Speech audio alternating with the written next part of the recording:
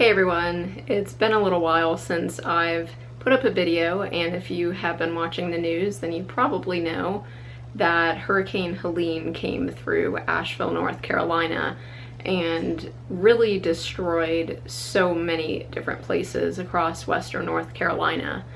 And I thought that I would sit down for a little bit and share a bit of my experience with you guys and ultimately how it was, so how it currently is and probably will be for a long time. So let's see, today is Wednesday, which I believe is maybe 12 days or so, 13 days after the storm initially hit. So I'll give you kind of a little rundown of basically day by day and how things were. So let's backtrack to last Thursday, which I believe was the 27th of September, right around there. And on that day, everything was pretty normal. You know, the storm was kind of hitting and it was a rainy day, but we get, you know, plenty of rainy days around the Asheville area. So it didn't feel all that unusual. We had tons of rain all day, not really any wind though on Thursday. Had electric, had, you know, internet and all that stuff. It was relatively normal. So, you know, Thursday went by, Thursday night came, started to get a little bit windier. As we were going to bed, we noticed that the wind gusts definitely picked up. And overnight, on Thursday night, every single hour, I was waking up hearing a tree fall. And I kept thinking, it's probably like one tree that fell and it's like incrementally making its way like down to the forest floor. And so, you know, in my head I was like, surely that's like one tree, maybe two trees. But it was very, very windy. Kept waking up to this sound of trees falling. And so made it through the night, woke up the next day, maybe around like 8 o'clock or so, and the power was out. I thought, well, you know, tree probably fell down, knocked out the power. There was a lot of wind.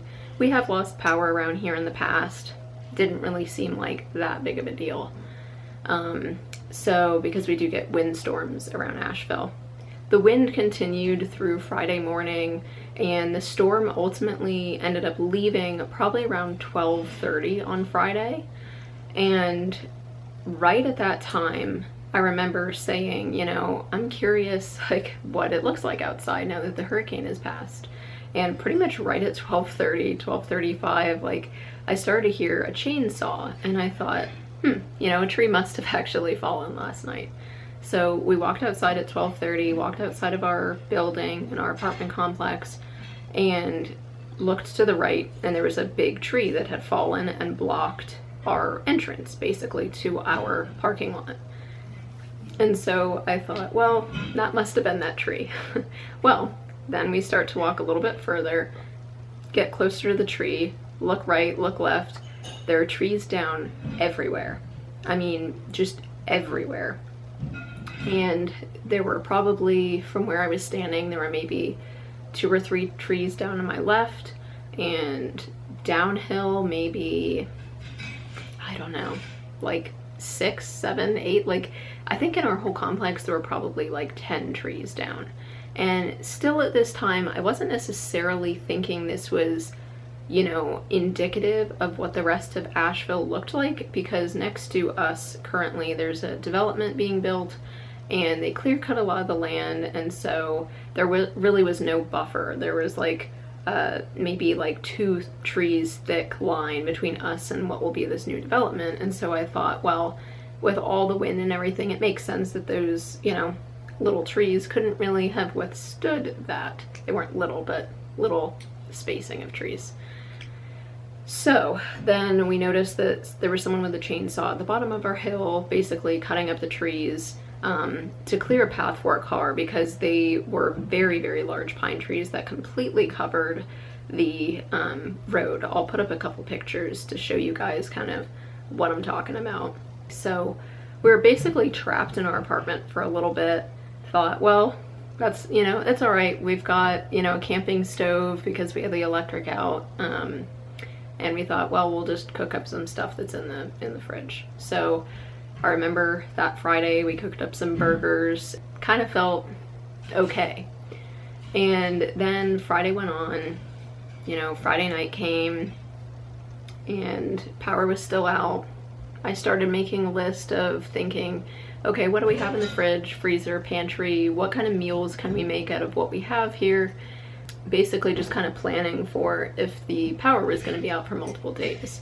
If you hear sound in the background, Ian's just attempting to do some dishes. I'll get to that situation in a minute. So Friday night went by, still no electric. Saturday came and no electric, and then right around lunchtime on Saturday, I remember I went to the bathroom and I tried to flush the toilet and I could tell it wasn't refilling, and I thought, I think we're running out of water. Thankfully, we had saved up some water from before, from the past couple days, and we had, I don't know, 3 gallons or so, if I had to guesstimate, 2 gallons maybe, that we basically had in total for cooking, cleaning, or I should say cooking, drinking, I guess cleaning dishes, that sort of thing. That was kind of the point where I started to freak out a little bit, because we ran out of water, we didn't have electric, our internet had gone out at this point. I went on social media. With the very little cell service that I had, I started looking around and seeing kind of what was going on in other parts of Asheville, and I saw, oh, every single road around us is closed. 40 is closed, 240 is closed, I-26 is closed, Naturally, Swannanoa River Road. And then I started to think, oh shit, this is gonna get really real. And I want to preface this too, in case some of you guys are thinking, like, you knew there was a hurricane coming, why didn't you buy food and water and everything beforehand? Well, let me tell you something. I grew up in Florida. I've been through probably like 10 or 15 hurricanes in my life.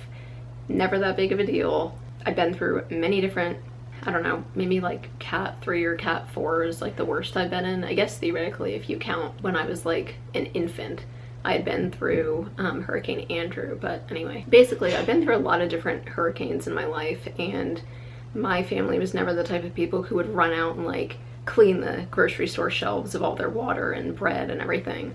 It's never been that big of a deal, and especially living in Asheville, we've definitely had tropical storms hit this area. In 2004 they hit this area, in 2021 they did as well, and that was when the Canton area had flooded.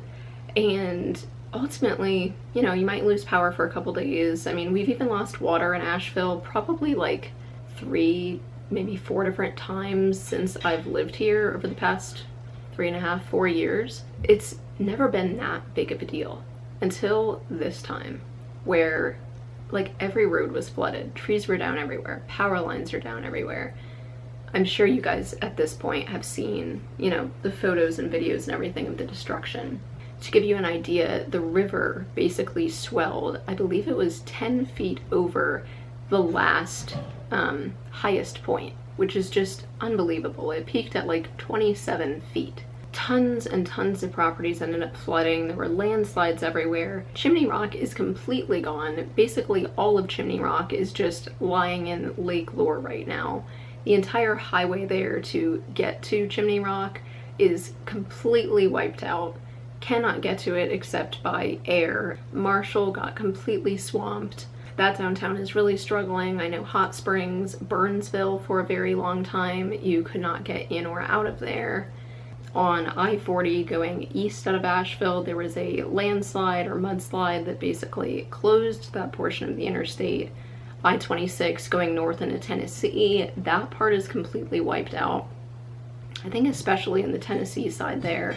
I-40 going west into Tennessee, that part is wiped out as well. Basically, it was a complete mess. Biltmore Village completely flooded. Just, I mean, I could go on and on and on. River Arts District is gone. Carrier Park gone. Swannanoa got hit really, really hard. Basically, all of this to say there is a lot of destruction, and I'll finish up telling you guys kind of what my experience was. So, like I said, Saturday we ran out of water. That's when I started to freak out. I'd say, you know, late Saturday afternoon, I had a 2-hour long panic attack. I was just shaking, freaking out, because we only had 1 or so, maybe 1 to 2 days left of water. And I knew we needed to get a plan in place to get the hell out of here. At the same time, remember, I didn't have power at all on Friday, and now going through Saturday, no power then as well. So I really had to conserve my phone battery. I basically was just turning it on a couple times a day, and during that time, I was calling my mom in Florida and also my cousin who lives outside of Atlanta, and basically calling them and saying, okay, like, are the roads open? Is there any way for us to get out? Like, we've got to get out of here. So Saturday night came, roads were still blocked, we couldn't go anywhere, and Sunday morning we woke up, called my cousin, and the reason we were calling my cousin too is because we were planning to evacuate and get to her place and basically just stay there until kind of the dust settled a little bit. So Sunday morning we woke up, reached out to her, and she said, it looks like your route, like one route out of town opened up. So we had already started packing a bit on Saturday in preparation for this, and Sunday when we woke up, thankfully the route opened.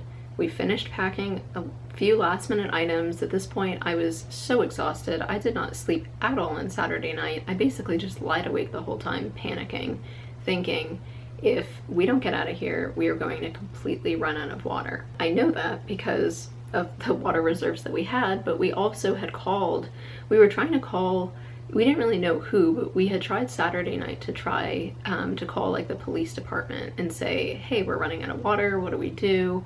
Do you have resources? And we tried probably 6 different times. They never picked up. Then we called, I didn't really know what to do. I was freaking out. I know this is not the right person to call, but I didn't know who else. So we called 911 and I said, look, I just need to know who to call. You know, we are running out of water. There's no way out of town. There's a lot of people that are trapped. What do we do? And they said, can't help you. So that's probably why I didn't sleep very well on Saturday, because I thought, okay, if the emergency response team is basically overwhelmed, like when we called 911, that guy, like we both said to him, we said, you know, we understand this isn't an emergency right now, but what do we do when we run out of water? And he's like, I don't know. That's when we kind of knew like shit was really gonna hit the fan. Sunday morning, like I said, we woke up. Thankfully, the route was clear, and we even packed like survival gear and were prepared to hike because we thought, and my cousin was also on standby too, so that if we started to try to leave and maybe there was a part of the interstate that was blocked, we were prepared for her to ultimately drive as far as she could. We would drive as far as we could, park the car somewhere, and just start hiking. It would be, you know, miles. I don't even know how long.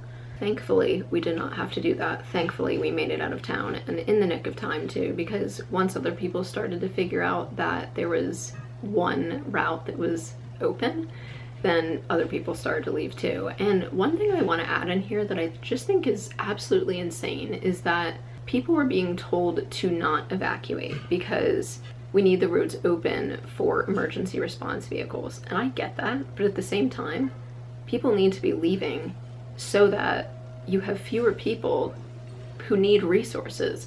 The people that can get out should be allowed to leave. So anyway, I don't know that anyone was even enforcing that. I think that was just kind of like a suggestion. Thankfully, we got out. Gas was a major problem though. We made it to Greenville, and probably like half of the gas stations there were closed, the other half were open, but the ones that were open had like super long lines. Gas stations were running out of gas. The one that we had ultimately gone to, they kind of had like 2 different sections. They had like, you know, one row of gas pumps and then like another row this way, and so this one had run out of gas, of course, right as we pulled up. The guy before us had no problem. We pull up, that was right when they ran out. But thankfully the other row was okay. We were able to get out of there and go to my cousin's. So we were staying in the Atlanta suburbs from Sunday night until actually just earlier today. So like I said, today is Wednesday. I think it's, what is today? October 9th. So we are back in town now. As you can see, I'm back in my apartment. We still have no water. We are not projected to have water for multiple more weeks. Basically, this system completely destroyed the largest distribution site for the city of Asheville. That was actually wiped out back in 2004, and basically this main pipe, and they had built a backup pipe that I want to say is like 25 feet below ground, and that one was taken out with this storm, which is just unbelievable. So now they are rebuilding another one that is even deeper and reinforced, but that is wiped out. They're rebuilding that. They have to rebuild a lot of the different water pipes basically throughout the city. So we have no idea when we're going to get water back. We do have electric now. Not everyone can say that. We do not have internet. So what we're going to be doing is staying with some friends for the time being, who were so gracious and opened up their spare bedroom and bathroom to us. So we're going to stay over there for a little bit and just kind of see how it goes. Maybe try to live back over here after a couple weeks and just see if we can make it work without running water. There are thankfully a lot of different distribution sites. You're going to hear probably helicopters in most of my videos going forward. It's very fitting. So there's lots of different distribution sites. There's a lot of places that are also offering free meals to people. From what I hear, grocery stores are beginning to kind of stock up a little bit more now. There's more volunteer opportunities now, which I'm definitely going to be getting involved in that soon. You know, I had a plan, of course, for videos kind of through the rest of the year, and now a lot of those don't make any sense. Like, I was going to do a video that was exploring Candler or exploring Marshall, and that is not really gonna happen now. So I'm not totally sure what my next few videos are going to be like. I will probably still do an October housing market update video. I may include it in that video or a totally separate video where I talk about like the impacts of the hurricane, like what I think that's going to ultimately do to the real estate market around Asheville. I'm still gathering my thoughts on that, so I'm not really going to touch on it in this video, but definitely keep an eye out for that in the future. Also, I know some of you reached out to check in, and I really appreciate that. Thank you so much if you did that. It really means a lot to know that you guys were thinking of me. So just wanted to get this little video update out for you to let you know kind of what my Hurricane Helene experience was. Thankfully, our apartment is untouched. We didn't have any trees fall on it or anything, just 10 trees fall in the road. But thankfully they didn't touch us. Our cars are okay as well. Everyone that I know too, that I've spoken to, everyone is physically okay. I unfortunately do know some people that lost their homes, which is extremely unfortunate. And basically, Asheville is going to take a very long time to recover from this. The Blue Ridge Parkway is going to be closed for the next year. There are still many different roads that are out. There's just so much that needs to be done around here. So a lot of the next few months are going to be me getting involved with the community, volunteering, and just helping to rebuild WNC. So I hope that you guys enjoyed this video or found it interesting in some way. I think I'll leave it there for now. I know this has been a little bit rambly and kind of discombobulated, but I am exhausted just from the past week and a half, so hopefully this all made sense and you got something out of it. But as always, thank you so much for watching. Hit the like button if you enjoyed it. Leave me a comment down below. Let me know if you are in this area, how you fared with the hurricane. I hope that if you are in this area that you are all okay. And for those of you that are outside of Asheville, yeah, maybe wait a little bit before visiting this area because it's quite a bit of a mess right now. But that is everything for today's video. Don't forget to hit that subscribe button down below and hit the bell to be notified of future videos. All right, everyone, I'll see you very soon in the next one.